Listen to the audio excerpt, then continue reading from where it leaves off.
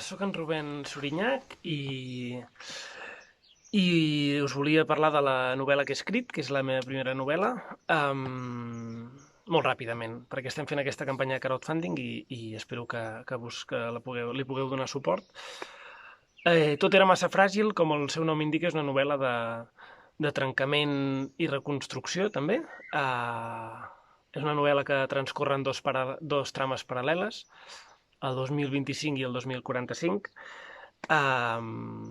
El 2025, de la mà del protagonista, vivim una sèrie de trencaments polítics, socials i personals degut a un daltabaix que hi ha a l'estat espanyol i que empenya els moviments socials a haver de prendre decisions molt, molt ràpides i molt, molt importants en molt poc temps.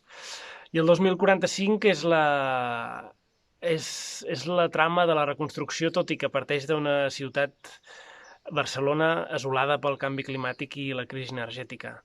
El 2045 és un futur distòpic,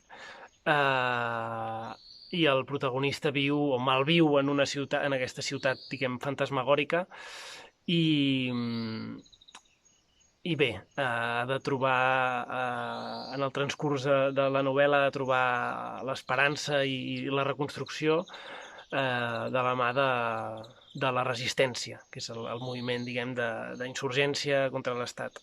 És una novel·la que, bueno, tot i que és distòpica,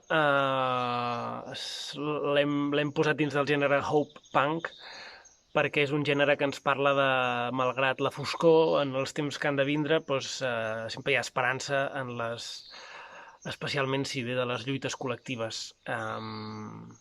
Una mica també confrontant la gran quantitat de distopies desesperançadores que estan sortint en diferents formats narratius.